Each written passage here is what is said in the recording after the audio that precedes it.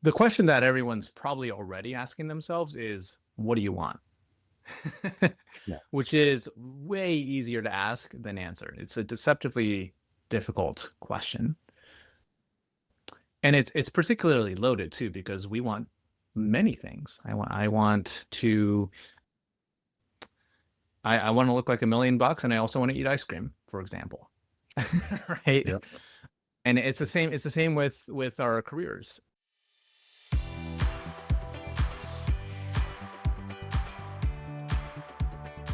Welcome to Gap to Gig, the show for dads navigating the in-between season when work, identity, and priorities start asking different questions. Here we talk about what that season looks like and how to move through it with intention. I'm your host, Michael Jacobs, and today I'm thrilled to be joined by Anthony Kuo. At 17 years old, he performed at Carnegie Hall. Most musicians spend their entire lives chasing that moment, but for Anthony, it was proof he could do it. But here's the twist. He didn't actually want it. Anthony grew up with Juilliard-trained parents, elite musical training, and all the external markers of talent. He locked in scholarships, he checked the boxes, and then he walked away. He went on to graduate from NYU Stern, climbed the Fortune 500 ladder, earned the promotions, built the resume, and lived what most people would call the American dream. And still, something was missing.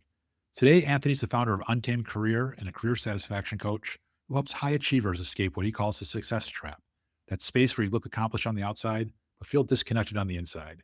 He helps people build careers from the inside out instead of chasing approval from the outside in. Anthony, I'm really glad you're here. Welcome to the show. Thanks for joining me. I'm glad to be here. Thanks so much for that great intro. Oh, my pleasure. So, you've hit some of the biggest external milestones someone could hit: Carnegie Hall, corporate promotions. You had prestige credentials. So, let me start there. When did you first realize that success and satisfaction were not the same thing? That is such a great question, and it's a really important one because it's one of the foundational things that drives my practice, which is treating success and satisfaction as separate things. And you actually had it in the intro where I had a sense of this, not a vocabulary, but a sense of this when I was young, where I was doing something that I was very good at, good enough to play at Carnegie Hall, but it was always someone else's choice that I did it. And, to be clear, I do enjoy music and I and Right. I, occasionally do play. And it's very different now to do it on my own terms for my own satisfaction and gratification than it was to Right. do it because my mom wanted me to. And there was a moment when I was preparing for my last concert, which was Carnegie Hall, which, kind of a nice way to like go out with a bang. Sure. Up until Absolutely. that point, I didn't really feel like I could stop. But the fact that I wanted to told me a lot, right? Right. Like I was getting on that stage and, it is gratifying to like receive applause and praise for doing something really well. And for me, it just felt really like the reason why I went through with it was because I knew I was going to get that recording and send it to colleges, and that would help my application. It would help me get scholarships, and it all worked.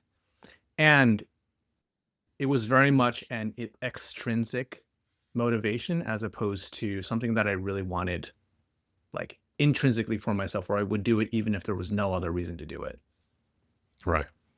Right.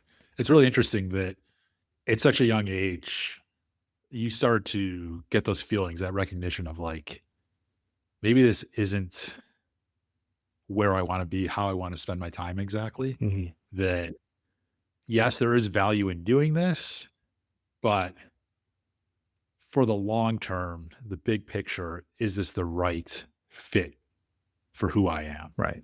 Right. And so, like, you, you clearly talk about the difference between success and satisfaction, right? Like, you had success at Carnegie Hall, but you weren't, I guess, you weren't satisfied, right? Mhm. Like, it wasn't giving you that. Maybe it was giving you a thrill, but it wasn't giving you that happiness, that joy that you seek in your day to day life. Mhm. And, for a lot of dads who listen to the show, they might be doing well on paper, but they don't necessarily feel great inside. How do you kind of define that gap that we're experiencing when we think, we're performing well, but it's not satisfying to us? Well, the first thing I would say really is to cut yourself a break because this is something that we're all conditioned to do, right? From a very early age, I certainly was, right? From very early age, this is just the reinforcement that we get for the most part from parents, from society, from school, right? Like you get good grades, here's a sticker, right? Yeah, And then exactly. you graduate into the workforce and you do a good job, here's more money, right? So Right. we are very positively reinforced for a very long time to do a good job. And what Right. often gets left out of the quest is the question of, did you enjoy it? Is this filling you up? Which again is a different thing. One of the things that I started to notice early on was I could chase the outcome and the outcome is great, but do I like the process of what's Mhm. happening, right? I might like being on stage. I might like being the center of attention, but do I like what it takes to get there on a regular basis? My mom was always on me about practicing, right? And my brother still performs and he's incredible. Like he performs with my mom. They do two piano recitals and they're still touring around the country. This is what my brother does as his side thing. Like he's also a very successful professional. But I can see that when they rehearse, they are genuinely enjoying it, right? And in order for something to be sustaining, for you to do it for a long time and for you to not burn out, you have to actually enjoy the process of it too. Right. Right. That's a great point that it's going to pull on you if it's not something that is of interest to you, right? Mhm. And, we talk about burnout a lot of, you know, so easy in this day and age. We're all trying to keep up and we're trying to maintain jobs and we're trying to build our businesses. We're also trying to be good fathers and we're trying to be good husbands and we're trying to be all these things, all these different people. But if we're not doing it for the right reasons, if we're not doing it for things that recharge our batteries, make us happy, it's difficult to not burn out, right? It's you start expending a lot more energy trying to keep up with the things that you aren't necessarily that aren't recharging you, Yeah. right? I really like that you brought up energy because one of the things that is really, really obvious when you pay attention to it is that it is really, really expensive, energetically speaking, to pretend to be something that you're not. Right. Absolutely. And it's expensive in terms of the energy that you're using.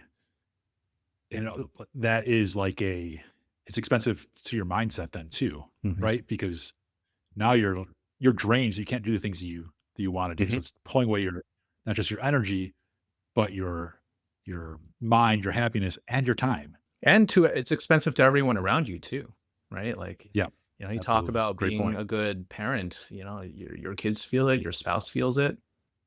Yeah, absolutely. So like a lot of dads build their careers based on what they're good at, right? And not necessarily what they need themselves to be happy and to thrive.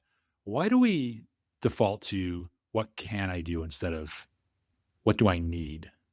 It's a really natural instinct. I mean, first of all, like I said earlier, it's what we're reinforced to ask. And Yeah, so if that's something that you when you go online and look at jobs, like that's the first question you're asking, I wouldn't blame you at all because that's again, that's what we're all conditioned to ask. right. Uh, the other half of it is sometimes or a lot of the time when we look at jobs, we're not doing it because we want to, right? Changing jobs, making a career change of any kind is not something you do because you're happy where you're at, right? Right.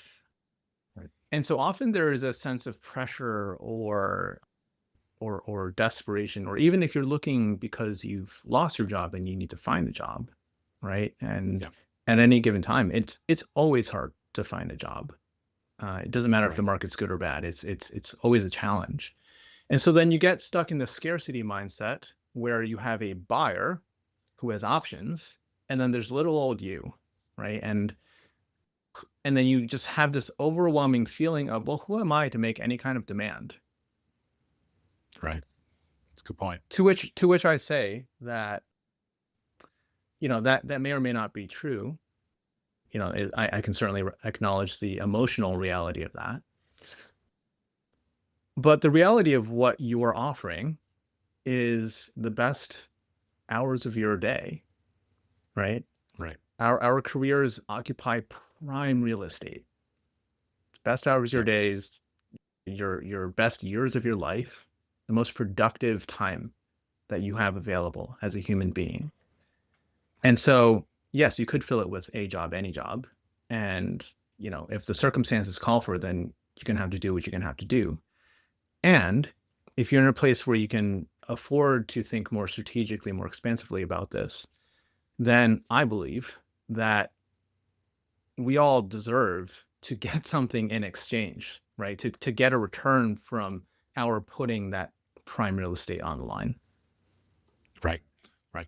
When you can afford to do that, right? Like you can't, especially in today's day and age and with the economy that it seems to be the way that it is right now, might not be as many opportunities that are ideally fit for you in the moment, right? And so when you can afford to select the right job that brings you that joy, but sometimes we're just kind of chasing that. What's the next best thing for me, right? It's like we're chasing some sort of validation of not just the right job, but that I'm going to be good at it. And somebody's going to, as you said earlier, like you get a reward. Like in school, they give you a sticker when you when you did something well, right? And then as you grow older, maybe it's a promotion, maybe it's a corporate award, maybe it's more money. How does some of that stuff kind of from work spill over into how we show up at home? Hmm. What an interesting question. I mean, I think it's an important perspective of the ecosystem that our careers exist in, right? Because it's really easy to let it sort of like exist in a silo of like work is work and life is life, but there is an interplay, right? You know, like we were alluding to earlier, when you're not getting your cup filled at work, then you're going to come home already drained, Right. which, is hard on not only you, but the people around you. And then maybe you don't get to be the dad that you want to be. Yeah. And on the other side, if you go to work, you might like if it fills your cup, you might still be tired when you get home because you've exerted yourself, but it's a different feeling of feeling well used as opposed to absolutely exhausted and drained, which puts Right. you in a different place of how you show up at home. So there's like this element of satisfaction, Mhm. right? Is that where you're Yeah. at? And you get that satisfaction at work, you'll have more energy at home. Yeah. Otherwise, work drains you and you don't have that same energy at home. Am And I pulling that properly from what you're yeah, saying? yeah.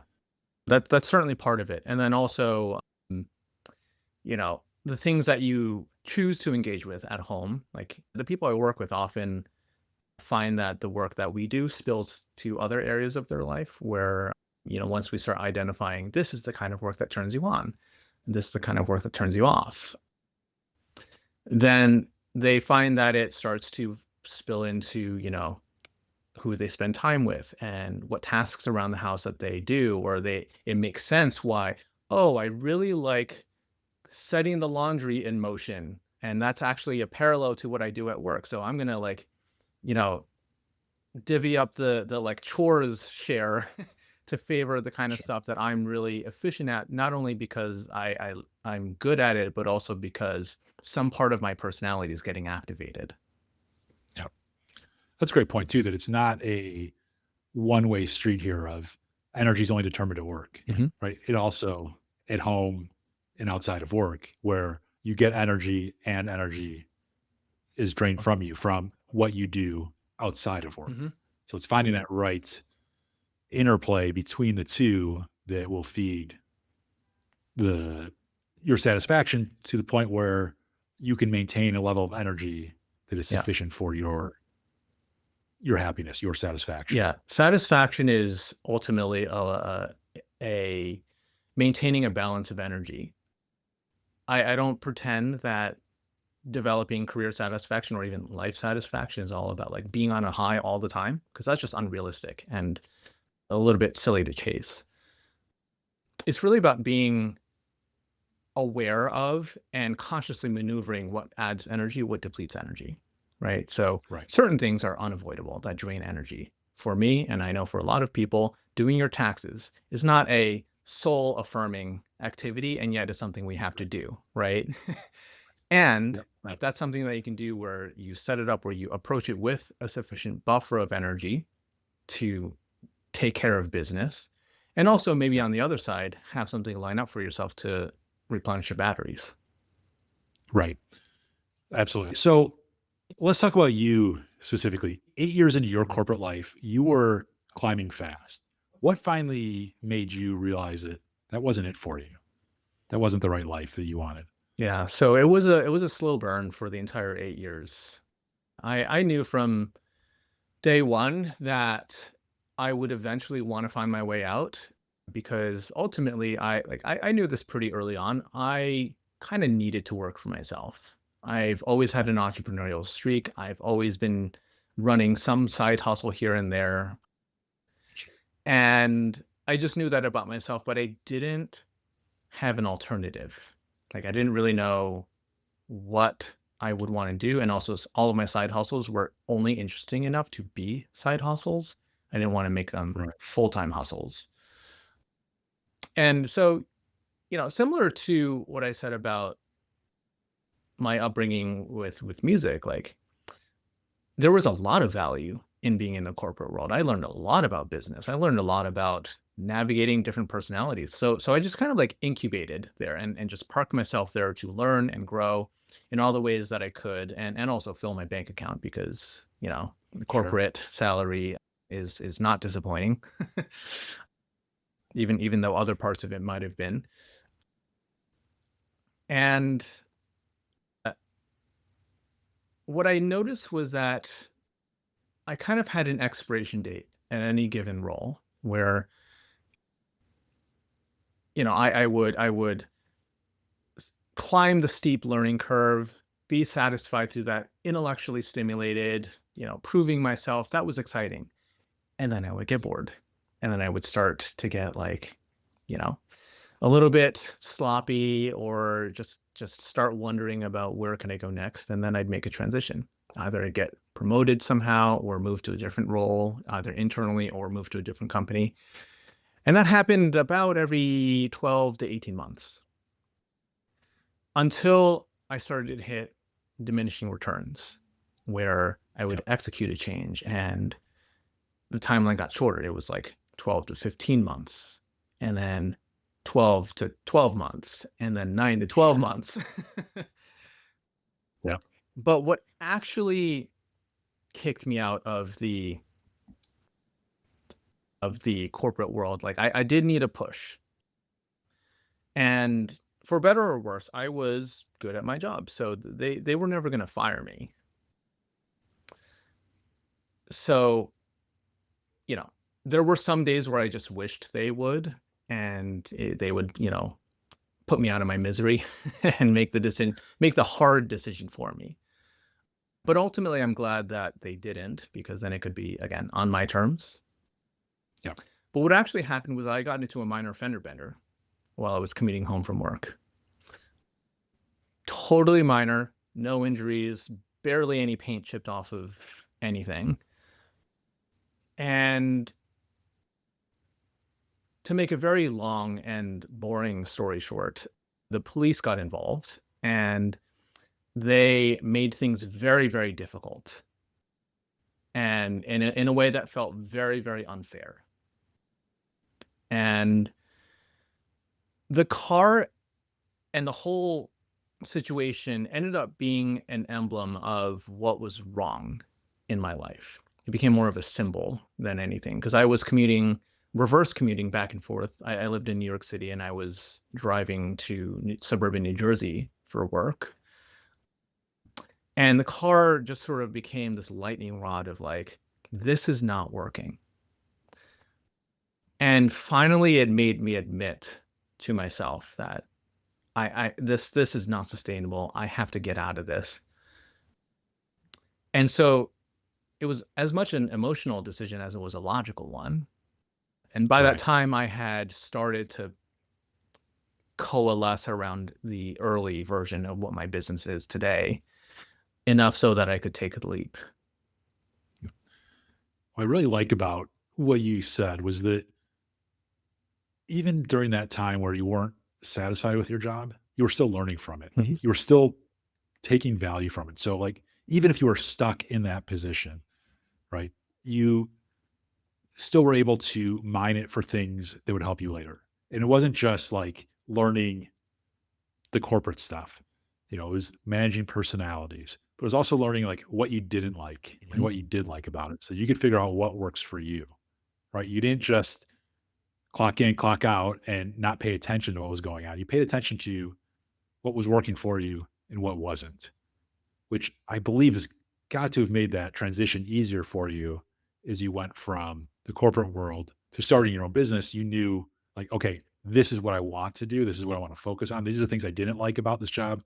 I don't want to repeat those. I don't want to get into those patterns again. So I imagine that, your preparation, well, maybe not always conscious of that preparation, that subconsciously you were setting yourself up to take that next step, right? Because you were paying attention to some of those things that we kind of take for granted every day, like our interactions with others and what we find interesting, what we don't, and cataloging those, right? You said that you were like, yeah, I was learning from these jobs, even though I would go through these phases, these cycles. I learned different things that I imagine a lot of that carried over to you as you started your own business. 100%. I also find it fascinating that this car minor fender bender, it is unbelievable how many people have had a realization after having some sort of accident, regardless of seriousness, right? It's just like some disruptor to their normal day-to-day activity is like the thing that was like, that was the wake-up call, right? Yeah. You don't expect it in the moment, but then it hits, it's like, okay, I've got some new clarity. Yeah.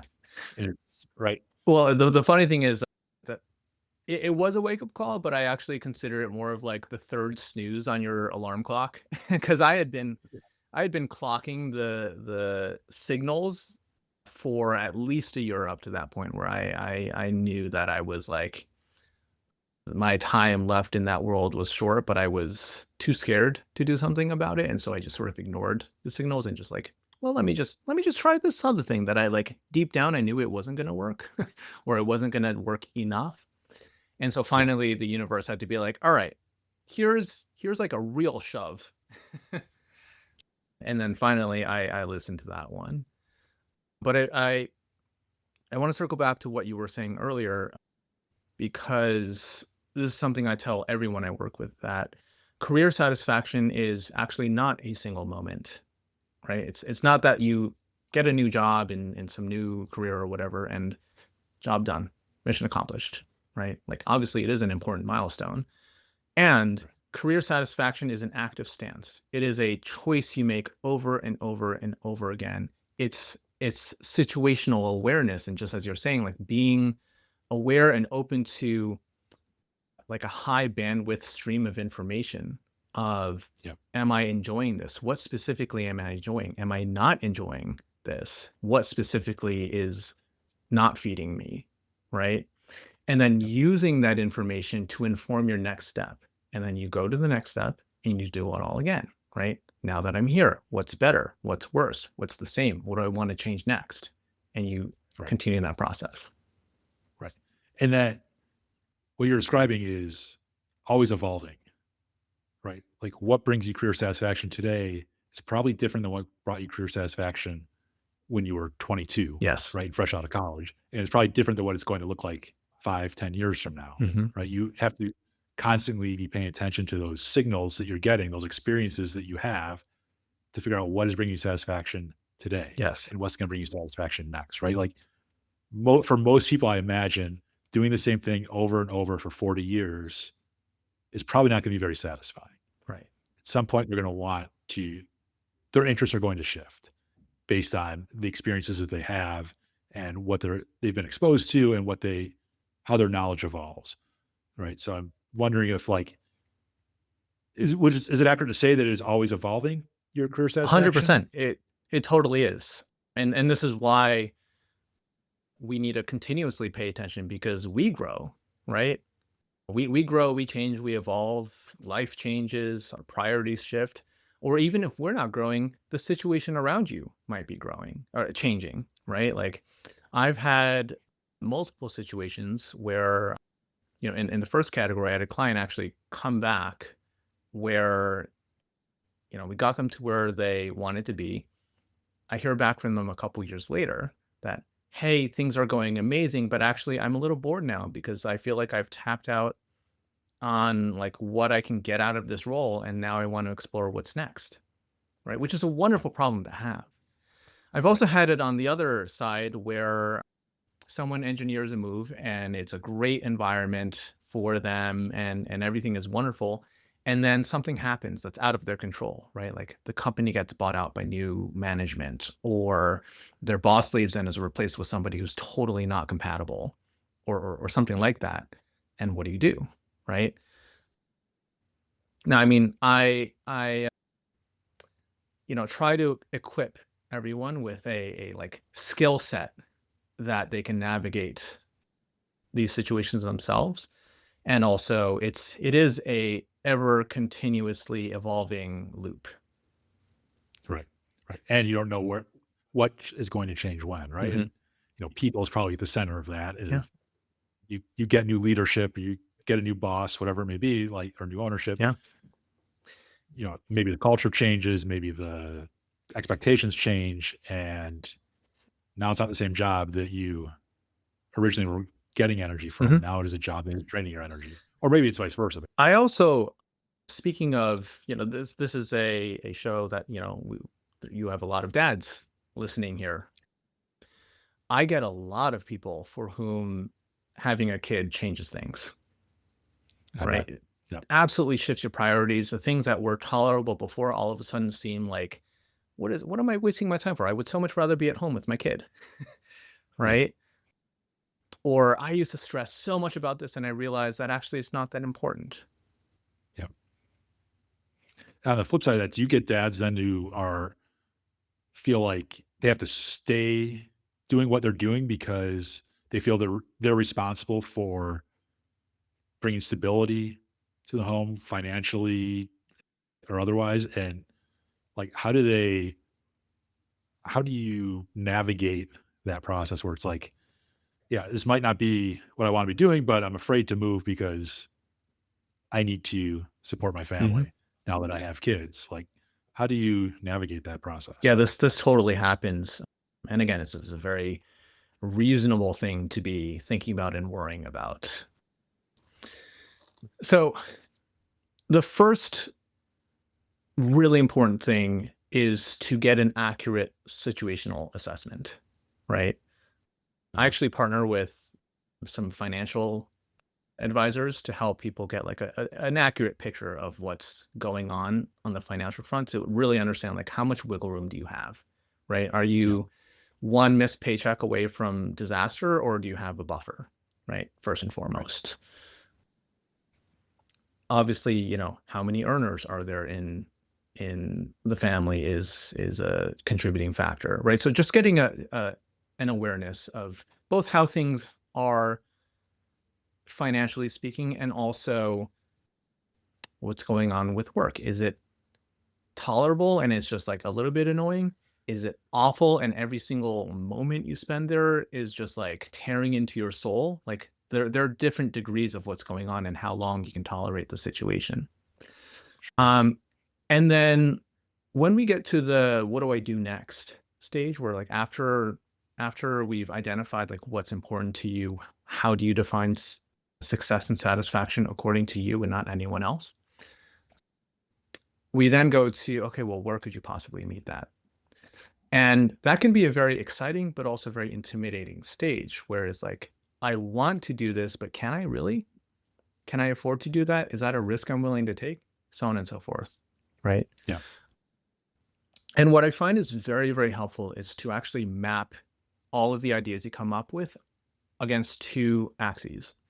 One is all about, I call it the satisfaction axis, right? Like, how interesting is this to me? Just if I could think only about this, and if money and finances and stability and whatever were no issue, how interested am I in this? Would I do it for Yeah. free? Right. But for better or worse, we don't live in that vacuum. And Right. so the other axis is about practicality. How well does this fit into my life today? Or how big an adjustment would I have to make this work, right? Would I need to go back to school? Would I need to move, etc.? Right. And so that you can actually imagine a 2 by 2 grid of this where you have, high interest and high accessibility, sort of a no-brainer, right? Right. And then the other no-brainer is like, if you're not interested and it's really hard to get to, then don't worry about it, right? Right. And then there's the other gradient. This is Yeah. really interesting, but is hard to get to, or would require a significant investment or disruption in my life. And the Yeah. other, that's more of like a stepping stone of like, it's not as interesting, but it provides stability. Right. And when you pair this framework with an accurate situational assessment, you can choose your right next step that's appropriate for where you're at. That's really interesting. The practicality part of it, right? We usually look at like next jobs like what I want to do next, whether it's find another job, start my own business, whatever it may be. It's easy to dream about the potential of it, Mhm. but we have to also remember the practical element of it. Can I afford to do this? Can it support what I'm trying to build with my family? Can it support my interests? Right? It's like you said, there's a stability element to it. And I think, we talked about how if dads are unsure of like they feel comfortable in their job, they're unsure about like leaving because now they have kids, they feel like they're stuck there. I think there's also a group of dads that feel trapped because they think that any career shift means blowing everything up, Mhm. right? Change is hard. Yes. And right. And so going from one job to another means, throwing everything out the window and hoping for the best. How does that fit into your access then? Like, how do you help someone make meaningful changes without blowing up their lives? That blowing things up is such a human impulse, I think. Like, I think everyone can relate to the fantasy of it. I certainly Right. can. When I was at my most miserable in the corporate world, the only thing I could envision as my future was to quit everything, move to New Zealand, and become a sheep farmer. Hmm. It was never an actually fully baked plan. Right. It Right. was just, what my mind cooked up as like anything but Right. this, literally anything but this. I need to move to Yeah. the opposite side of the world to This- get away from this Right. situation, right? Yeah. In reality, that would be the equivalent of like taking an entire bottle of mm, Tylenol to get rid of a moderate headache, right? Right. So to continue with that analogy of like medicine, I borrow a concept from medicine, which is minimum effective dose, right? So with medicine, like if you took an entire bottle of Tylenol, you would probably end up in the ER for like severe liver problems and probably stomach problems, right? But if you only took half a pill when you have a raging migraine, it's probably not going to do anything either, right? Right. So the trick is to find the dosage, like a sufficient level of dosage that is actually going to give you the change that you want without tipping over into like adverse effects and side effects and things you don't want. And so it's Right. very much the same approach that I take with change, finding the right level of change that moves the needle on how satisfied you are at work without having to blow everything up. And everyone's threshold for these things is different. It's a very individual decision that is very situationally dependent. So sometimes it could be as simple as, well, you don't even need to leave your job. You just need to advocate for yourself a little bit better with your boss. And you can Yep. completely transform how you experience your work. I've had quite a few clients do that. I've also had clients who completely shift gears. And, I'm thinking about someone who was in the film and TV world. He was a producer and like scouting location type person. Now he's a physical therapist. And that was the change that made sense for him. Right. Right. I love how you have like an individual treatment plan for each person, right? Mhm. Everybody has their own experiences and they bring their own baggage or whatever you want to call it to the table, Mhm. right? And so for everyone, it's different. So what might look like blowing everything up to me might not look like blowing everything up to the next person, Mhm. right?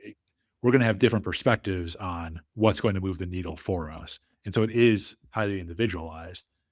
And then when you then look at like your ambition versus the practicality of your situation and you start to compare those things, right? You can start to find the right level of change that is needed.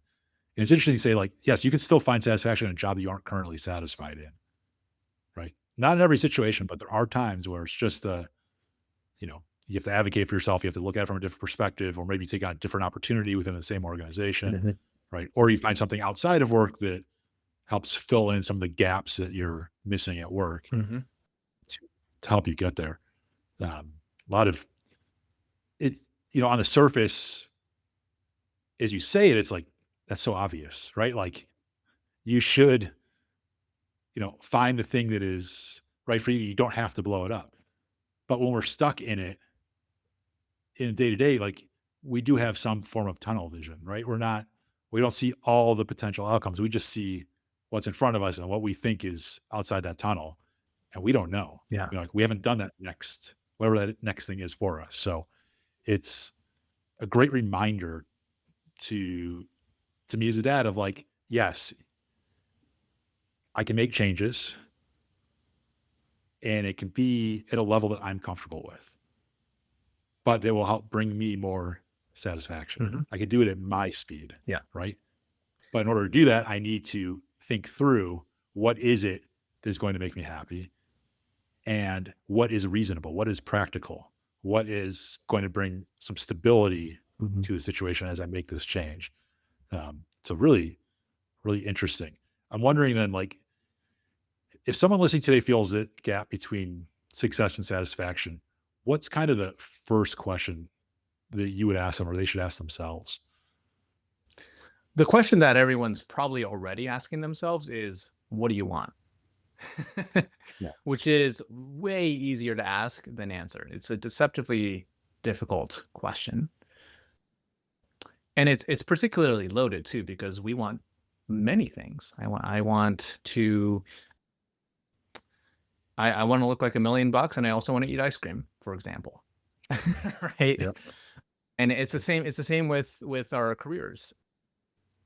And one of the through lines that I see in almost every single client that I work with is that people are overwhelmed, right, by that question because the answer to it is a thousand things that are contradictory to each other. And I end up thinking about like, well, I want to do this, but is it practical? I also want to pay the bills. I also want to make a lot of money. I also want to like not disappoint my dad, right? Whether he's still alive or not, right? Like like my internalized idea of like what will he think and what will my kids think and then it just turns into this whole morass of like, oh my god, I'm just getting overloaded and I'm just going to exit the entire system and you will Yep. find me eating pizza in a corner. Right. Right. And so before we ask anything, the very first task is actually to just organize the journey because all of the questions that are subsidiary to that, like, what do you want, are actually all really important. But what Yeah. happens for the most part is that they get asked at the same time, which just, you know, ends up with binging an entire pie. Right. So the same way that, when you're like helping your kids with like learning to do their chores, for example, like It's something that is initially overwhelming, but if you add structure and process to it, it makes the whole thing go easier and it's so much less overwhelming. So the very first thing I do is just actually orient people to like the first thing we're going to do is forget everything else. We're going to learn about what makes you tick. What actually are the conditions that make you satisfied outside of work? We don't even talk about Yeah. work for the first few sessions, right? Right. Let's talk about you as a human, as a personality, and get to understand like certain ingredients of what you need, right? Like, what are you Yeah. interested in? What's your style when you pursue that? And then later, we can start layering in the other questions of, okay, if that's what you want, how is that being met now? How's it not being met now? Right. Where could it be met better? How do you need to actually advocate for yourself? Yeah. I like that because you're taking what on the surface, like you said, is a simple question, but ends up being this whole big morass of like impossibility that, and you end up with eating a whole pizza and then sitting in the corner by yourself. Right. But you're breaking it down into smaller steps, right? You're not trying to solve all of humanity in one question, right? Mhm. You are taking it like, okay, it's a simple question on the surface, but it has big ramifications. And there's actually a lot of different elements to that question. In order to get to a satisfactory answer, you have to look at it from different angles, and there are different aspects of it you have to answer first, Yep. right? Yes, it's one question, but really it's a collection of questions, Exactly. right? And you don't typically, when you're taking a quiz, you're not answering all the questions at once, right? You're taking them one at a time. Right. Right? So I imagine it's the same thing here where it's like, okay, what do I want to do next? Well, let's break that down. First, what makes me tick, right? Then what is practical for me? Like all the different questions that you can ask, but you're not answering them all at once, right? Exactly. You're breaking it down into the individual units that then eventually build a full structure, right? Which then will help you be able to create that graph that you talked about earlier of the x-axis being the practicality and the y-axis being your satisfaction, and be able to figure out, where things fall on that graph for you, right? But you can't get to the end without taking the steps to get there first. Mhm. That's very well put. I love. Thank you. Well, I mean, it's all based on your ideas here. I'm just making sure I understand this properly. I think it's very clear, and I think that a lot of dads I talk to are like, I don't even know where to start. Right when it comes to whatever the issue may be, and oftentimes it's like I want to be more active and present at home, but I still need to earn a living. I don't really like my job. I'd love to do something different. Or I'd love to earn more money, whatever it may be. Right? And it's like, okay, whatever that challenge is, we can break that down to smaller steps, right? As dads, we can look at, okay, what does make me tick? And part of that is spending time with my family, raising my kids, like being there for some of their activities and accomplishments. And the opposite of that, like when they fail at things and when they, learn lessons, like being there for those things also gives satisfaction. It's like, how do I build those into what else, Mhm. what I'm going to do with my life? Like you were giving a practical blueprint for how do you, whether it's balance or harmony, whatever, however you want to frame it, like how do you find that right fit for you between work that is satisfactory or brings meaning to you and being active and present at home and also taking care of yourself, Yeah. right? Because I say it all the time, like if you don't take care of yourself, you're not going to be able, you're not going to be there very long to take care of those that you care about, take care of the work that matters to you, right? There's three pillars here, and you can't neglect any one of those three. You just have to find for you where those pillars fit and where they stand. But you make it so straightforward of like, yeah, it's a loaded question. What do you want to do? But there's a practical way to do this, Yeah. right? And it's not overwhelming. It doesn't have to be overwhelming, right? Like you can make this something manageable. Yes. Yes. That is, again, very well put. also a stark reminder to make sure we take care of ourselves. And a lot of that comes from my own journey with, you know, related but unrelated topic of managing my own ADHD, right? Like, Mm. as someone like my attention can go into a million places. And one of the ways Right. that I've learned to manage it that I've also found very effective for the people who I work with, whether they're ADHD or not, is to break down the task into manageable chunks. Yep. Absolutely. I love that. So I know I keep saying practical because it is, Mhm. but it's also empowering, right? Yes. Because now we're taking something that can feel overwhelming, and now you've identified a process to manage it and make it work Mhm. for you. Right. I love that. So we go from the serious to the completely unserious. I want to jump into our speed round. It has nothing to do with anything. 5 quick questions for you, if you're ready for them. The first question is, what's the first kids show theme song that comes to mind? I'm gonna date myself. I'm a product of the 90s and early 2000s. The end of the show Lamb Chop. This is the song that never ends. Wow. I think it's the first time that's been answered on this show. Really? Yeah. Great one, though. I mean, it's not great to remember that song because now it'll be like in my Yeah, head, sorry, not but sorry. no, but great answer. What was your very first job? I was a math tutor. I was very good at math, and so I made a few extra bucks while I was in college teaching high school kids how to pass their SATs. Awesome. Very useful. So, would you rather spend 24 hours with a toddler sized T Rex or a T Rex sized toddler? I feel like I could contain a toddler-sized T-Rex better. Okay. All right. What's your go to karaoke song? Also another product of the early 2000s, I Want It That Way. All right. Backstreet Boys, right? Mhm. Yeah. Very well. And finally, what's the weirdest thing you've ever carried around in your bag, briefcase, or pockets?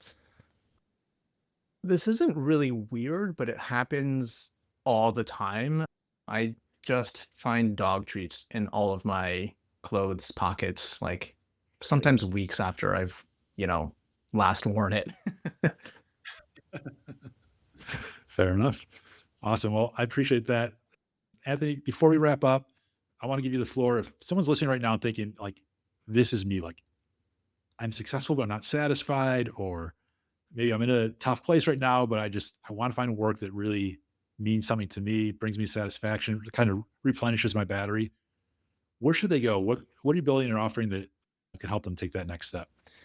So first off, my website, I can be reached at untamedcareer.com. And one of the things I know to be true about career dissatisfaction is that it can be a really lonely experience. I know I felt that way when I was in the depths of it, and I know a lot of people that I work with feel the same way. It's just something that you feel like you can't necessarily talk to your friends or family about because it's very loaded. There's a bit of stigma around it, especially if you're successful, right? Yep. I know that when I talk to my friends about it, I kind of got some version of like, dude, you have such a good job. You make so much money. What's your problem? Right. So Yep. they only see it from the outside, but they don't experience it from the inside. So one of the things that I'm really excited about is I've built a program that's around community, doing this as a community where you can do it with people, go through this process of figuring out what makes you tick, where can you find that, and how do you actually make that a reality, doing it with other people. And there's just a wonderful community of people who, we have collective accountability, collective momentum. There's also like a built-in network effect where, I know a lot of people get nervous about like reaching out to people, Yep. but it's less nerve-wracking if you're asking somebody who's in it with you. Right. um, Right. and so if that at And they all, may know someone that they can introduce you to. exactly, yeah. So if that at all sounds interesting, I have two groups, one for like senior leaders and executives, and another for people who are a little bit more like mid-career, which, typically is associated with when you start having kids. Right. Awesome. And can they find those groups at They untamedcareer.com? can. Excellent. We'll put that in the show notes for sure. Anthony, I really appreciate this conversation.